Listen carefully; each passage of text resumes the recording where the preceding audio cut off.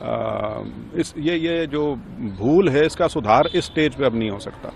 क्योंकि अब आपको कुछ कदम आप लोग आगे बढ़ाएं और कोशिश की नहीं, पार्टी विपक्ष के नाते तो लगातार कांग्रेस पार्टी 4.5 साल से अपना काम कर ही रही है, 4.5-5 साल से।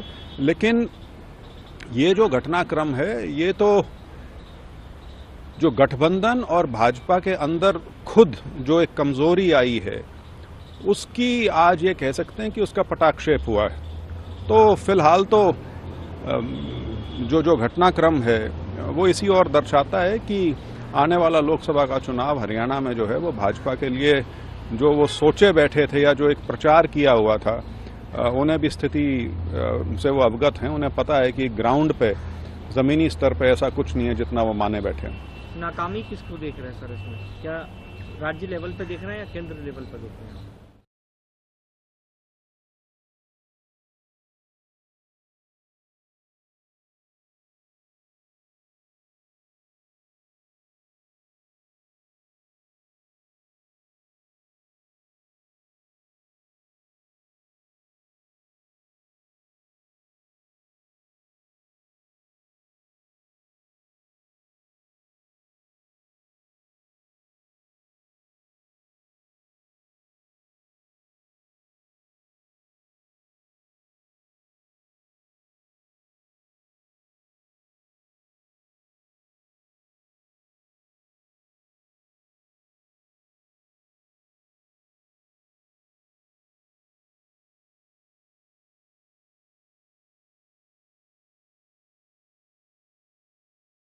नए सीएम का शपथ ग्रहण समारोह, और इसी पर आज हम आपको बता दें कि हम खरी खरी कार्यक्रम की शुरुआत करेंगे। नमस्कार दर्शकों, आप देख चुके हैं खरी खरी, देखना शुरू कर चुके हैं खरी खरी, और मैं हूं आपके साथ मानसी।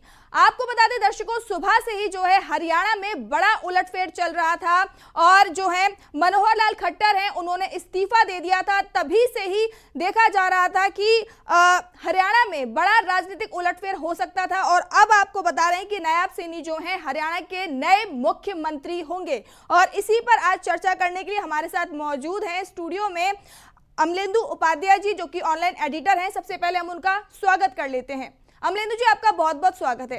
अमलेंदु जी, आखिर चल क्या रहा है? हरियाणा में अचानक से उलटफेर हुआ, सुबह उन्होंने इस्तीफा दिया और शाम होने से पहले ही नए सीएम का जो है उम्मीदवार घोषित कर दिया गया कि नए सीएम हरियाणा के कौन होंगे। देखिए, असल में भारतीय जनता पार्टी को काफ़ी संकटों का सामना करना पड़ रहा है। पूरे देश भर में संकट का सामना करना पड़ रहा है, और ख़ासतौर से हरियाणा में उसके सामने संकट बहुत ज़्यादा थे।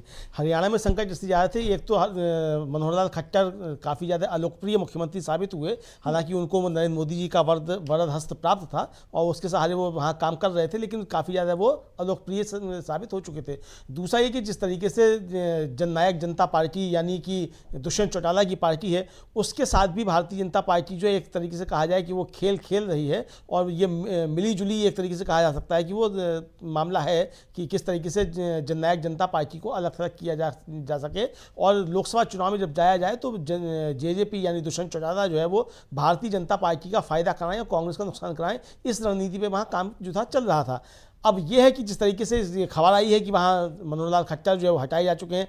मनोहर लाल खट्टर ने क्यों हटाया, क्या उनसे किसी ने इस्तीफा मांगा था, क्या था? अब ये भारतीय जनता पार्टी को स्पष्टीकरण देने होंगे कि मनोहर लाल खट्टर ने इस्तीफा क्यों दिया। उनकी तबीयत खराब थी तो इतनी ज़्यादा खराब थी कि अचानक से उनको इस्तीफा देना पड़ जाए, या भारतीय जनता पार्टी इस बात को समझ चुकी है कि मनोहर लाल खट्टर अब जो थे वो एक तरीके से बिल्कुल अलोकप्रिय मुख्यमंत्री भारतीय जनता पार्टी के थे, इसलिए उनसे इस्तीफा लिया गया। ये अब स्पष्टीकरण भारतीय जनता पार्टी को देना है। कुल मिलाकर जिस तरीके से नायब सिंह सैनी को बनाया गया है मुख्यमंत्री, मतलब बनाए जाए, उनका नाम तय हो गया है, मतलब विधानमंडल दल ने उनको चुन लिया, एक तरीके से खाना पूर्ति पूरी हो गई है वो। तो वो ये एक तरीके से कहा जाए कि जो anti Jat politics Bharatiya Janata party Haryana में करती है, उसको एक तरीके से साधने का प्रयास किया गया है, और दुष्यंत चौटाला को अलग किया जाएगा। ये समझा जा सकता है कि दुष्यंत चौटाला को अलग किया जाएगा, और उनके जरिए जो है वो जाट वोटों में सेंध लगाने की कोशिश की जाएगी। कुल मिलाकर के अभी तक जो है वो भारतीय जनता पार्टी की रणनीति समझी जा सकती है। मानसी जी जी बिल्कुल, जिस तरीके से उनको नायब सैनी जो कि प्रदेश अध्यक्ष थे, प्रदेश अध्यक्ष रहते रहते उनको एकदम से जो है मुख्यमंत्री का उम्मीदवार घोषित कर देना, तो ये कहीं ना कहीं क्या देखा जा सकता है अमलेंदु जी, इस तरीके से बीजेपी कर क्या रही है? देखिए बीजेपी कुल मिला के जो कर रही है वो बीजेपी हरियाणा में जो कर रही है, खासतौर से हरियाणा में अभी जो कर रही है, हालांकि इसके पीछे चर्चाएं बहुत भी चल रही हैं, उसकी आगे चर्चा करेंगे इसके पीछे क्या क्या चर्चाएं हो सकती हैं। अभी तक जो है देखिए 2-3 कारण जो समझे जा सकते हैं मनोहर लाल खट्टर को हटाए जाने के, वो ये हो सकते हैं। हालांकि चर्चा ये थी, पहले भी 1 साल पहले चर्चा चली थी कि मनोहर लाल खट्टर को हटाया जा सकता है। इधर जिस तरीके से किसान आंदोलन चला, भारतीय जनता पार्टी समझ रही है कि किसान आंदोलन के चलते भारतीय जनता पार्टी को हरियाणा में और पश्चिमी उत्तर प्रदेश में, राजस्थान में, पंजाब में ज़बरदस्त तरीके से नुकसान होने जा रहा है। तो इसके लिए भारतीय जनता पार्टी एक तरीके से इसको दोषी जो है वो मनोहर लाल खट्टर को ठहराना चाहती है। सारा किसान आंदोलन को कुचलने का जो एक तरीके से है वो जिम्मेदार जो है वो मनोहर लाल खट्टर को ठहराना चाहती है, ताकि जो उससे भारतीय जनता पार्टी प्रति रोष किसानों के अंदर उपज रहा है उसको वो नरेंद्र मोदी के ऊपर ना ले जा करके मनोहर लाल खट्टर के ऊपर डाला जा सके। इसके पीछे एक तैयारी ये भी समझी जा सकती है कि मनोहर लाल खट्टर को इसके लिए जिम्मेदार ठहराया जाए, तो ताकि जो किसानों में जो रोष उत्पन्न हो रहा है भारतीय जनता पार्टी को के प्रति, उसको जो है वो दूसरी तरफ मोड़ा जा सके और ये बताया जा सके कि साहब किसानों के ऊपर जो अभी पैलेट गन्स चलाए गए या वाटर कैनन छोड़ी गई या जो भी जिस तरीके ड्रोन से जो आंसू गैस के जो गोले सब छोड़े गए, वो सब मनोहर लाल खट्टर का किया धराया था। इसलिए मनोहर लाल खट्टर उसके लिए जिम्मेदार है, भारतीय जनता पार्टी ने उनको हटा दिया। ये एक संदेश देने की कोशिश है। अब वो कितना संदेश जाता है या नहीं जाता है ये तो आने वाला समय बताएगा, कितना जाता है कितना नहीं जाता है। और नायब सैनी बनाए गए हैं। अब नायब सैनी के बनाए जाने से, जो अभी हम लोग थोड़ी देर पहले चर्चा की थी कि अनिल विज जो सीनियर मंत्री रहे हैं, एक समय में वो मुख्यमंत्री पद के दावेदार समझे जाते थे, समझाया जाता था कि भारतीय जनता पार्टी की जब सरकार बनेगी तो अनिल विज जो है वो मुख्यमंत्री बनेंगे। वो अनिल विज नाराज होकर के जिस तरीके से निकले हैं विधायक दल की बैठक से, तो ये भी समझा जा सकता है कि उनकी नाराजगी किस तरीके से हुई है। जो विजेंद्र सिंह, जिनकी हम अभी थोड़ी देर पहले बाइट सुनवा रहे थे, उन्होंने जो ट्वीट किया कि बड़े आप बेआबरू होकर के तेरे कूचे से हम निकले, तो वो बड़े बेआबरू होकर के मनोहर लाल खट्टर ही नहीं निकले हैं, बल्कि वो बड़े बेआबरू होकर के अनिल विज भी निकले हैं। यानी भारतीय जनता पार्टी ने अपने 2 नेताओं को बड़े बेआबरू करके निकाला है। एक तरीके से इसका संदेश ये भी जा सकता है, जैसे विजेंद्र सिंह का ये ट्वीट है कि मैं ज़्यादा शायरी तो नहीं जानता, पर आज के हरियाणा के घटनाक्रम से ये शब्द याद आ रहे हैं, बड़े बेआबरू होकर तेरे कूचे से हम निकले। तो ये बड़े बेआबरू होकर के तेरे कूचे से हम निकले जो कह रहे हैं विजेंद्र सिंह, ये मनोहर लाल खट्टर के लिए कह रहे हैं। लेकिन बाद में मालूम पड़ा कि ये मनोहर लाल खट्टर ही नहीं, बल्कि वो अनिल विज जो है वो भी बड़े बेआबरू होकर के कूचे से निकले हैं, विधानमंडल दल की बैठक से निकले हैं। तो यहाँ भारतीय जनता पार्टी ने किस किस को बेआबरू होकर के कूचे से निकाला है, या आने वाले समय में इसकी बहुत सारी समीक्षाएं होंगी कि कौन कौन निकाले गए हैं, कौन कौन मंत्री बनते हैं। क्या दुष्यंत चौटाला भी बेआबरू होकर के निकाले गए हैं, या दुष्यंत चौटाला खुद बेआबरू होकर के निकल गए हैं, या एक समझौते के तहत जो है वो निकले हैं। जिस तरीके दीपेंद्र हुड्डा की जो पुरानी एक बाइट हम लोगों ने सुनवाई थी कि वो दीपेंद्र हुड्डा कह रहे हैं कि इन्होंने समझौता तोड़ने का भी समझौता कर दिया है। तो ये जिस तरह की चीज़ें सामने आ रही हैं, तो ये सब चीज़ें कुल मिलाकर के समझी जा सकती हैं कि भारतीय जनता पार्टी एक तरीके से कहा जाए हरियाणा में एक सेफ गेम खेलना चाहती है, और वहाँ उसको ये लग रहा है कि हरियाणा में भारतीय जनता पार्टी के लिए लोकसभा चुनाव में काफ़ी ज़्यादा कष्ट होने जा रहा है। और पिछले लोकसभा चुनाव में 2019 के लोकसभा चुनाव में भारतीय जनता पार्टी के पास 10 में से 10 सीटें हरियाणा की थीं।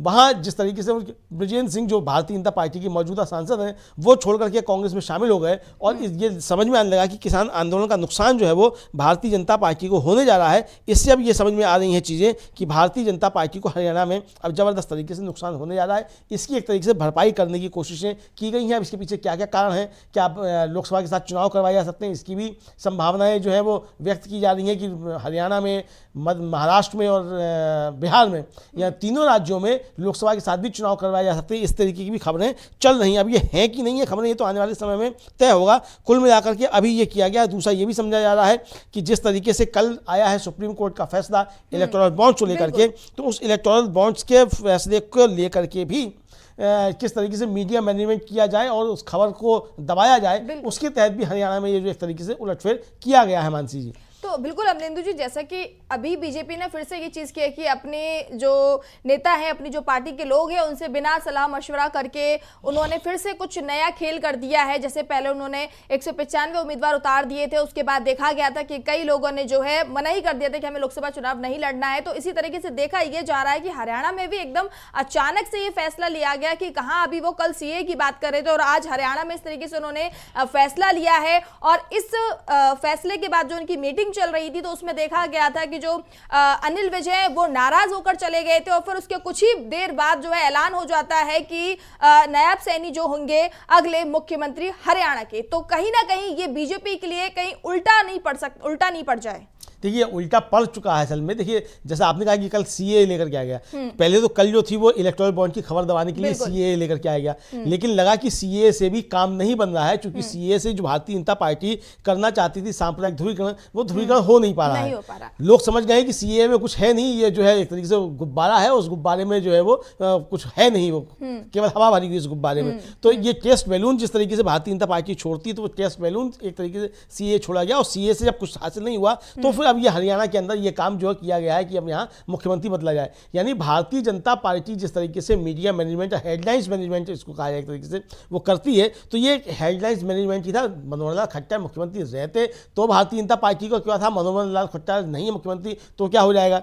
कुल मिलाकर के ये है कि भारतीय जनता पार्टी ने ये गेम खेलने की कोशिश की है कि हरियाणा में भारतीय जनता पार्टी ने आज मुख्यमंत्री बदला। ये शाम तक खबर रहेगी, शाम को जिस समय 5 बजे पूरे होंगे एसबीआई जो है वो देगा अपनी लिस्ट जो है इलेक्टोरल बॉन्ड्स की कि किन किन लोगों ने बॉन्ड्स खरीदे थे, वो जब लिस्ट सौंपेगा चुनाव आयोग को, तो उस समय किस तरीके से मीडिया का हेडलाइंस का मैनेजमेंट किया जाए। तो ये एक नया हेडलाइन मैनेजमेंट किया गया है कि अब नायब सैनी मुख्यमंत्री होंगे, उस समय उनकी शपथ करवाई जाएगी ताकि इलेक्टोरल बॉन्ड्स पे खबर जो है वो दबाई जाए। ये एक तरीके से हरियाणा में किया जा रहा है। बिल्कुल आपने सही कहा कि हेडलाइन मैनेजमेंट करने में तो कह सकते हैं कि बीजेपी माहिर है, क्योंकि कल जिस तरीके से सभी की नजर जो थी सुप्रीम कोर्ट के फैसले पर थी, सुप्रीम कोर्ट का जो फैसला है तो उसके बाद क्या क्या चीजें निकल कर आई थी उस पर शाम को जो है कह सकते हैं सभी चैनल्स पर जो है चर्चाएं होती, सभी लोग बैठकर देखते कि क्या फैसला है क्या नहीं आया। उससे पहले जो है ऐलान कर दिया कि सीए जो है लागू कर दिया जाएगा, और इस पर सबकी फिर जो हेडलाइन थी वो बदल गई। और आज जब सुबह इस पर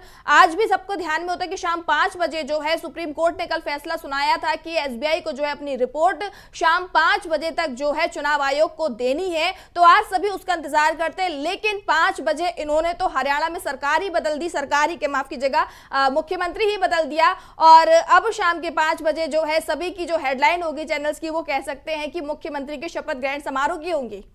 देखिए अब भारतीय जनता पार्टी ने प्रयास किया है इसको करने का। अभी तो खबरें ये आ रही हैं कि वो जेजेपी जो है वो भारतीय जनता पार्टी के साथ होगी कि नहीं होगी, बताया जा खबरें जो हैं ये बताया जा रहा है कि उसके कुछ विधायक गायब हैं, तो वो विधायक गायब हैं कि वो मिलके गायब हुए हैं या वास्तव में गायब हो गए हैं। अब ये भी एक बड़ा मसला है, क्योंकि जो अभी तक संभावनाएं व्यक्त की जा रही हैं वो संभावनाएं ये व्यक्त की जा रही हैं कि ये एक तरीके से मिलकर के जेजेपी के साथ ये खेल खेला है भारतीय जनता पार्टी ने, ताकि लोकसभा चुनाव में वहाँ कांग्रेस और आम आदमी पार्टी का जो गठबंधन हुआ है उसमें भारतीय जनता पार्टी चाहती है कि इस गठबंधन को किसी तरीके से नुकसान पहुंचाया जाए, क्योंकि उसको लग रहा है कि हरियाणा में परिस्थितियां उसके प्रतिकूल हो गई हैं और हरियाणा में अब 10 की 10 सीटों पे भारतीय जनता पार्टी हारती हुई दिखाई पड़ रही है। ये उनका अपनी अंदरूनी जो खबरें आ रही हैं उसके मुताबिक है। तो उसको किस तरीके से रोका जाए, हरियाणा में हार को रोका जाए लोकसभा चुनाव में, इसके लिए इस तरीके से प्रयास किया गया। तो प्रयास ये है कि जननायक जनता पार्टी यानी दुष्यंत चौटाला, ये पार्टी जो है दुष्यंत चौटाला को एक तरीके से बेचारा साबित किया जाए कि देखो भारतीय जनता पार्टी ने इसके साथ कितना बुरा किया, इसने सरकार चलवाई भारतीय जनता पार्टी की और भारतीय जनता पार्टी ने इसके साथ भी धोखा कर दिया। तो उनको एक बेचारा घोषित किया जाए और वो बेचारा बन करके फिर जाए अलग से चुनाव लड़े, ना वो भारतीय जनता पार्टी के साथ जाए ना वो कांग्रेस के साथ जाए, ताकि किसी तरीके से कांग्रेस का जो वोट बैंक बन रहा है उस वोट बैंक में सेंध लगाई जा सके। कुल मिलाकर के इस रणनीति पर भारतीय जनता पार्टी काम कर रही है, क्योंकि भारतीय जनता पार्टी को लग रहा है कि भारतीय जनता पार्टी का लोकसभा चुनाव में जबरदस्त तरीके से नुकसान होने जा रहा है हरियाणा में। तो वहाँ उस नुकसान को किस तरीके से रोका जाए उसकी एक कवायद भी इसके जरिए है। ये कवायद पहले भी हो सकती थी, लेकिन चूंकि जो हेडलाइंस मैनेजमेंट का काम है और उसे लगता है कि भारतीय जनता पार्टी को एहसास पहले से था कि सुप्रीम कोर्ट इस इलेक्टोरल बॉन्ड्स पे लेकर के कोई बड़ा फैसला लेकर के आ सकता है, चूंकि सुप्रीम कोर्ट ने इस पे फैसला पहले ही सुरक्षित कर लिया था। उसको केवल सुनाया था जाकर के 15 फरवरी को। तो भारतीय जनता पार्टी को पहले से मालूम था कि इस तरीके का कोई फैसला आ सकता है, तो ये इंतजार किया जा रहा था कि इलेक्टोरल बॉन्ड पर फैसला आए। चूंकि इलेक्टोरल बॉन्ड को लेकर के ये आरोप लग रहे हैं, और खासतौर से कांग्रेस और इंडिया गठबंधन और विपक्ष ये आरोप लगा रहा है कि इलेक्टोरल बॉन्ड्स एक बहुत बड़ा घोटाला है और शायद आज़ाद भारत का सबसे बड़ा घोटाला इलेक्टोरल बॉन्ड्स है। इसके जरिए जो अब ये सुप्रीम कोर्ट ने जो आदेश दिया उससे ये बात साफ जाहिर होती है कि अब ये नाम बताने पड़ेंगे एसबीआई को कि उनमें किन किन लोगों ने ये बॉन्ड्स खरीदे थे और उन बॉन्ड्स को किस पार्टी ने बनाया, किसको सबसे ज़्यादा पैसा मिला। तो ये आने के बाद भारतीय जनता पार्टी की दिक्कतें बढ़ सकती हैं, क्योंकि बहुत से नाम ऐसे हो सकते हैं जो अवांछित नाम हो या जो नाम पब्लिक डोमेन में अच्छे नहीं समझे जाते हो, जिन लोगों ने चंदा दिया है। तो किस तरीके से उस तरफ से देश का ध्यान हटाया जाए, इसके लिए जो है ये एक तरीके से हेडलाइंस मैनेजमेंट करने का काम भारतीय जनता पार्टी ने किया है, और ये headlines management Bharatiya Janata party जो है कर रही है। तो ये कुल मिलाकर हेडलाइंस मैनेजमेंट की तरीके से इसको समझा जा सकता है। और दूसरा ये कि किस तरीके से लोकसभा चुनाव में जो भारतीय जनता पार्टी को नुकसान होने जा रहा है हरियाणा में, उसकी किस तरीके से भरपाई की जा सके, ये इसके पीछे कुल मिलाकर के खेल समझा जा सकता है। मानसी जी, बिल्कुल आपने सही कहा कि जिस तरीके से 15 फरवरी को जो सुप्रीम कोर्ट को फैसला सुनाना था उन्होंने सुना दिया था, तो इस टाइम पे कह सकते हैं जो 26 दिन का समय था उसमें कह सकते हैं कि बीजेपी और एसबीआई को कह सकते हैं जो उनका कहा जा रहा है कि उसमें हाथ है, तो इनको पूरी स्क्रिप्ट लिखने का मौका मिल गया कि हमको क्या क्या कहना है और क्या क्या होगा। तो अब हम ये कह सकते हैं कि ये स्क्रिप्ट शायद कह सकते हैं कि पहले से ही सोच कर रखी थी, अगर कोर्ट फैसला सुनाता है तो हम एक काम करेंगे कि वहां पर जो है मुख्यमंत्री बदल देंगे या वहां कुछ और कर देंगे, जिससे क्या है कि हेडलाइन जो है वो चेंज हो जाए और सबका ध्यान इलेक्टोरल बॉन्ड की जगह कहीं और हट जाए, क्योंकि सुप्रीम कोर्ट का जो रुख था वो बहुत ज्यादा सख्त था। तो समझ में आ ही गया था कि सुप्रीम कोर्ट जो है वो इलेक्टोरल बॉन्ड की जो जानकारी है वो निकलवा कर रहेगा ही। तो इसीलिए कह सकते हैं कि पहले से ही स्क्रिप्ट लिखी जा चुकी थी कि अगर ऐसा होता है तो हम ऐसा करेंगे और ऐसा होगा तो हम ऐसा करेंगे। क्या कहना चाहेंगे अमरेंदु जी? देखिए, ये असल में भारतीय जनता पार्टी की टूल किट के सब औजार हैं। एक तरीके से भारतीय जनता पार्टी की जो टूल किट है हेडलाइंस मैनेजमेंट की, उस टूल किट में से एक अस्त्र जो है भारतीय जनता पार्टी ने छोड़ा है। अब इस टूल किट में क्या क्या और अस्त्र है ये तो आने वाले समय में मालूम पड़ेगा। भारतीय जनता पार्टी और क्या क्या अस्त्र लेकर के आती है इस टूल किट में, अभी क्या क्या है, किस तरीके से हेडलाइंस मैनेजमेंट करना है, कहाँ क्या करना है। अब खबरें आ रही है कि महाराष्ट्र में भी जो है कुछ खेल होने वाला है, वहां भी जो है कल रात में बताया जाता है कि बैठक हुई है अमित शाह के घर पे, और उसमें एकनाथ शिंदे और अजित पवार जो है वो उपस्थित थे और प्रफुल्ल पटेल भी मौजूद थे, और उसमें भी जो है ये एक तरीके से सहमति बन रही है कि भाई देखो चुनाव जो है वो बुरे रास्ते पे जा रहा है, महाराष्ट्र में भारतीय जनता पार्टी को नुकसान हो रहा है, तो उसको किस तरीके से वहाँ मैनेज किया जाए। तो वहाँ भी कुछ मैनेजमेंट जो हो रहा है, सुना जाता है कि एकनाथ शिंदे जो है वो छोड़ सकते हैं भारतीय जनता पार्टी का साथ, या अजित पवार छोड़ सकते हैं, इन दोनों से कोई एक जो भारतीय जनता पार्टी का साथ छोड़ेगा। तो ये मीडिया मैनेजमेंट और हेडलाइंस मैनेजमेंट जिस तरीके से कर रही है भारतीय जनता पार्टी, देखिए भारतीय जनता पार्टी का समस्या क्या है, भारतीय जनता पार्टी के पास चुनाव में जाने के लिए इस समय कोई मुद्दा है नहीं। और मुद्दा कोई वो तैयार नहीं कर पा रही है, वो तैयार करती है मुद्दे, मालूम चलता है वो मुद्दा जो है 24 घंटे नहीं चल पाता। अब देखिए कल शाम को सीए लेकर के आया गया, अब वो सीए मुद्दा नहीं रहा, हरियाणा पे चर्चा हो रही है, हरियाणा शुरू हो गया। तो यानी भारतीय जनता पार्टी सब टेस्ट कर रही है कि उसके मुद्दे क्या चल सकते हैं और कौन से मुद्दे नहीं चल रहे हैं। तो भारतीय जनता पार्टी को समझ में आ रहा है कि उसके पास मुद्दे नहीं है इस बार चुनाव में आने के लिए, जबकि विपक्ष के पास बड़े मुद्दे हैं। विपक्ष जो है लगातार रोजी रोटी रोजगार के मसले जो लेकर के उन पर बातचीत कर रहा है, उसमें भारतीय जनता पार्टी के पास कोई जवाब देते नहीं बन रहा है। तो भारतीय जनता पार्टी इस तरीके से नए नए जो है हेडलाइंस मैनेजमेंट कर रही है, और इन हेडलाइंस मैनेजमेंट के जरिए भारतीय जनता पार्टी किसी तरीके से जो एक पूरे देश भर के अंदर माहौल बन रहा है भारतीय जनता पार्टी के खिलाफ, उस माहौल से निपटने की कोशिशें कर रही है। हालांकि अभी भी उसके पास कोई मुद्दा नहीं हो, या अभी भी उसको ये समझ में नहीं आ रहा है कि लोकसभा चुनाव में वो जाएगी किन मुद्दों को लेकर के और किन मुद्दों के आधार पर भारतीय जनता पार्टी लोकसभा चुनाव में जाएगी। क्योंकि उन मुद्दों पर आपके जाना पड़ेगा, आपका क्या वचन पत्र होगा, क्या घोषणा पत्र होगा, उस पर भी अभी तक कोई चर्चा नहीं हो रही है। मोदी की गारंटी जो कही जा रही है, मोदी की गारंटी किस मामले की गारंटी होगी, प्रधानमंत्री क्या क्या गारंटी देंगे, वो गारंटी किस तरीके से काम करेंगी, उन गारंटियों के अंदर क्या है क्या नहीं है, ये अभी किसी को कुछ पता नहीं है। और भारतीय जनता पार्टी तय ही नहीं कर पा रही है कि उसको किन मुद्दों को लेकर के चुनाव में जाना है। तो ये इस तरीके से कहा जाए, ये हरियाणा में जो बड़ा उलटफेर हुआ है, ये बड़ा उलटफेर सिर्फ यही है कि किसी तरीके से मैनेजमेंट किया जाए, हेडलाइंस मैनेजमेंट किया जाए। हरियाणा में जो एक राजनीति है भारतीय जनता पार्टी की, एंटी जाट पॉलिटिक्स जो करती है वो, अब उसमें एंटी किसान पॉलिटिक्स भी जुड़ गई है। तो उसमें किस तरीके से किया जाए, जातियों का समीकरण बैठाया जाए, वो एक तरीके से उसने भारतीय जनता पार्टी ने वहाँ करने की कोशिश की है। क्योंकि सैनी मतदाता जो है हरियाणा में, वो जाटों के बाद सबसे ज़्यादा मतदाता समझे जाते हैं कि वहाँ सबसे ज़्यादा वो है। तो भारतीय जनता पार्टी ने एक तरीके से एंटी जाट पॉलिटिक्स करने की जो कोशिश की है इसके जरिए, उसमें वो कितना कामयाब होती है ये आने वाला समय बताएगा। लेकिन कुल मिलाकर के भारतीय जनता पार्टी को हरियाणा में नुकसान हो रहा है, ये भारतीय जनता पार्टी को बात समझ में आ गई है मानसी जी। इसीलिए जो है वहाँ इतने आनंद फानंद में इस तरीके से किया गया, वरना कल तक तो बात नहीं थी कि मनोहर लाल खट्टर को इस्तीफा दे रहे हैं या मनोहर लाल खट्टर के खिलाफ कोई बगावत हो रही है। जब कोई बगावत भी भारतीय जनता पार्टी में मनोहर लाल खट्टर के खिलाफ नहीं हुई, सहयोगी दल ने भी समर्थन वापस नहीं लिया, मनोहर लाल खट्टर स्वस्थ हैं एकदम से, तो आखिर ऐसी कौन सी मुसीबत आ गई मनोहर लाल खट्टर के सामने कि वो जाकर के इस्तीफा दे देते हैं और विधायक दल जो है वो दूसरा जाकर के मुख्यमंत्री चुन लेता है। तो ये कुल मिलाकर के एक तरीके से कहा जाए प्रधानमंत्री नरेंद्र मोदी और भारतीय जनता पार्टी की जो टूल किट है, उस टूल किट के एक औजार मनोहर लाल खट्टर थे और दूसरे टूल किट के औजार जो है वो नायब नायब सैनी निकल करके आए हैं। अब ये कुल मिलाकर के भारतीय जनता पार्टी का टूल किट जो है वही सामने आ रहा है मानसी जी। बिल्कुल आपने सही कहा कि किस तरीके से आपने जैसे बताया कि इलेक्टोरल बॉन्ड की आज शाम 5 बजे तक रिपोर्ट जो है आनी है। अब ये भी बात निकलकर सामने आ रही है अमलेंदु जी की जो बिहार में भी इसी तरीके से खेला हो सकता है, क्योंकि 15 मार्च को जो है चुनाव आयोग जो है पूरी इलेक्टोरल बॉन्ड की जो चुनावी बॉन्ड की जो पूरी जानकारी है, किन किन लोगों ने राजनीतिक पार्टियों को कितना कितना जो चंदा दिया है, वो सारी रिपोर्ट जो है उसमें आ जाएंगी। तो कहा यह जा रहा है कि 15 मार्च के दिन ही बिहार में भी खेला होगा, बिहार में भी कुछ इसी तरीके से किया जाएगा जैसे हरियाणा में किया गया है, ताकि उस समय भी हेडलाइन बदली जा सके और लोगों का ध्यान जो है उधर जाए।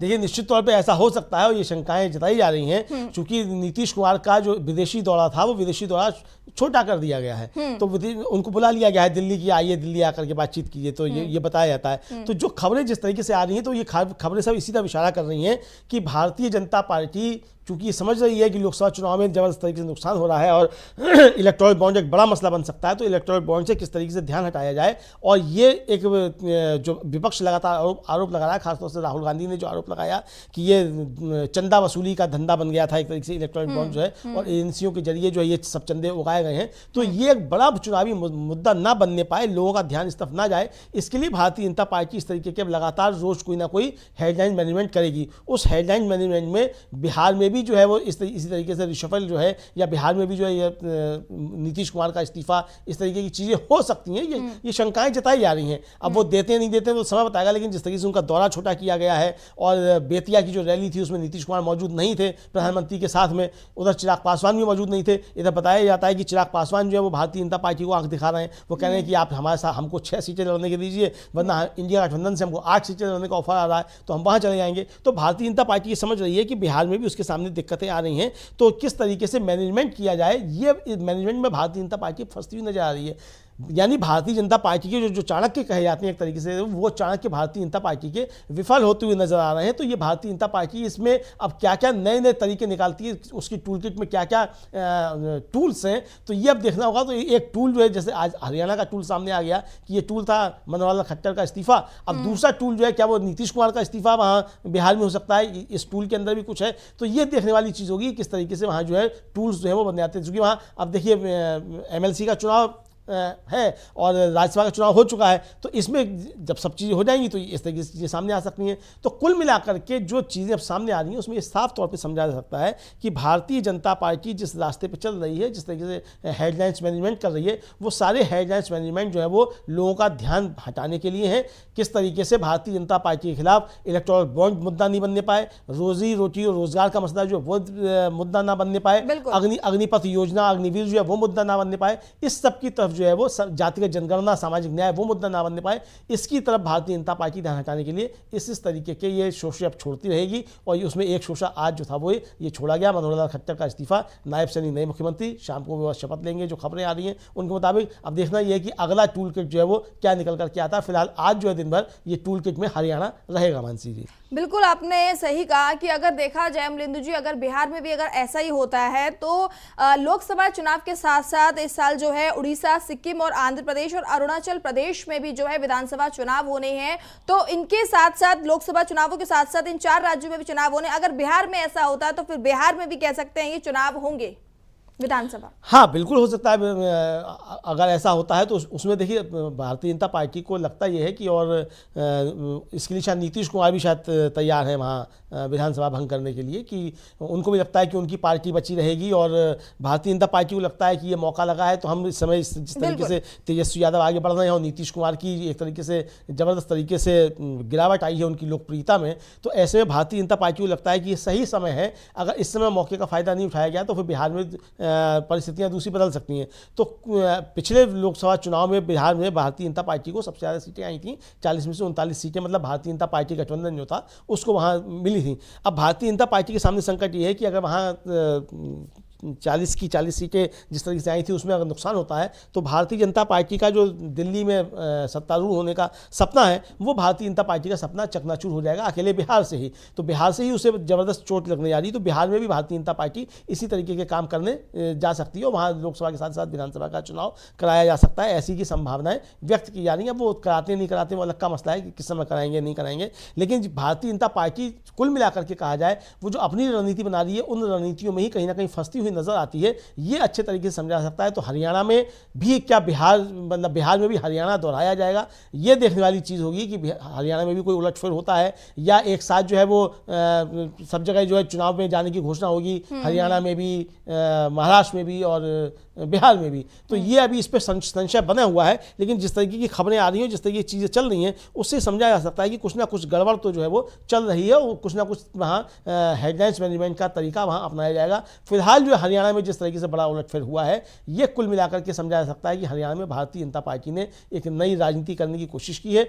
मनोहर लाल खट्टर को हटा करके एक तरीके से कहा जाए कि भारतीय जनता पार्टी के खिलाफ जो एंटी इनकम्बेंसी तैयार हो रही है, भारतीय जनता पार्टी को जिस तरीके से नुकसान हो रहा था उसको जो है प्रधानमंत्री नरेंद्र मोदी की लोकप्रियता कम हो रही है, उसको जो है भारतीय जनता पार्टी ने एक तरीके से मैनेज करने की कोशिश की है हरियाणा में और एक सेफ गेम खेलने की कोशिश की है। और दूसरा जेजेपी के साथ अपना झगड़ा दिखाने की भी जो कोशिश की है उसके जरिए भी कांग्रेस को डेंट पहुंचाने की कोशिश भारतीय जनता पार्टी ने हरियाणा में की है। मानसी जी बिल्कुल कह सकते हैं कि आपने जैसे बताया कि अभी सुबह तक ये खबर थी कि जेजेपी और बीजेपी का गठबंधन टूट गया और अभी भी ये नहीं कह सकते हैं कि वो जुड़ गया है क्योंकि उनके कुछ विधायक है जो नाराज चल रहे हैं। अच्छा, अगर 2005 की बात की जाए तो वहां भी उस टाइम पर भी कुछ ऐसा ही हुआ था कि बीजेपी ने चुनाव आते थे गठबंधन जो तोड़ दिया था, लेकिन उसका फायदा जो है कांग्रेस को हो गया था और इस वक्त भी बीजेपी यही करने की सोच रही है। तो कहीं ऐसा ना हो कि इस बार भी उनका जो कह सकते हैं कि खेल है जो वो उल्टा उन पर ही भारी पड़ जाए। देखिए अब भारी पड़ेगा नहीं पड़ेगा ये तो समय बताएगा क्या होगा, लेकिन अभी जो मतलब भारतीय जनता पार्टी ने जो किया है, भारतीय जनता पार्टी की सोच ये है, फिलहाल उनकी सोच ये है कि 2005 में परिस्थितियां दूसरी थी, आज परिस्थितियां दूसरी हैं और आज भारतीय जनता पार्टी को लगता है कि अगर जेजेपी के साथ मिलकर के चुनाव लड़ा जाएगा तो इसका फायदा होने के बजाय नुकसान होगा। भारतीय जनता पार्टी को ये समझ आ रहा है, चूंकि जेजेपी का मतदाता भारतीय जनता पार्टी को वोट नहीं देगा और जेजेपी से भी भारतीय उसका मतदाता छिटक कर कांग्रेस में चला जाएगा। तो इस रणनीति में काम किया जा रहा है कि जेजेपी का मतदाता जेजेपी के साथ बना रहे, ये किसी तरीके से किया जाए ताकि कांग्रेस को वहां नुकसान पहुंचाया जा सके। इस रणनीति पे भारतीय जनता पार्टी हरियाणा में काम कर रही है, क्योंकि जेजेपी का मतदाता अगर जेजेपी के साथ नहीं रहेगा और दूसरी तरफ चला जाएगा तो कांग्रेस वहां क्लीन स्वीप कर जाएगी। तो ये लग रहा है हरियाणा में भारतीय जनता पार्टी को कि जेजेपी को इस समय अलग रखने में फायदा है, क्योंकि जेजेपी कांग्रेस को जो है डेंट पहुंचाएगी, भारतीय जनता पार्टी को डेंट नहीं पहुंचाएगी। और जब त्रिकोणीय इस तरीके से मुकाबला होगा तो भारतीय जनता पार्टी को वहां फायदा मिलेगा। ये भारतीय जनता पार्टी का सोचना है। तो अब कितना होता है या लोग समझ जाते हैं कि जेजेपी कल जाकर के फिर जो है वो भारतीय जनता पार्टी के साथ मिल जाएगी, और ये बात मतलब जितना स्मार्ट मूव करने की भारतीय जनता पार्टी कोशिश कर रही है वो इतना स्मार्ट मूव है कि नहीं है ये देखना होगा, क्योंकि ये smart move Bharatiya Janata party को जो खेला है उसने, वो लोग समझ रहे हैं कि इसके पीछे रणनीति क्या है। आम आदमी अब ये बात कर रहा है कि इसके पीछे भारतीय जनता पार्टी की रणनीति ये है कि जेजेपी को अलग करके कांग्रेस को नुकसान वहां पहुंचाया जाए, और जेजेपी का मतदाता चूंकि भारतीय जनता पार्टी के साथ नहीं जाएगा, किसान आंदोलन को लेकर के जिस तरीके से नाराजगी है, क्योंकि किसान सिर्फ जाट नहीं है, दूसरी जातियां भी किसान जातियां हैं, और सारे किसानों के साथ जो है भारतीय जनता पार्टी का व्यवहार जो है वो अच्छा नहीं है जिस तरीके से और सब चीज़ें हुई हैं। तो ये भारतीय जनता पार्टी को परेशानी जो हो रही है हरियाणा में, उसको उसने मैनेज करने की कोशिश की है। और ये एक तरीके से कहा जाए कि जो मिली भगत जो नूरा कुश्ती कहलाती है, तो वो जेजेपी के साथ एक नूरा कुश्ती जो है ये समझी जा सकती है कि उनके साथ नूरा कुश्ती। अब चाहे उनके विधायक गायब हो गए,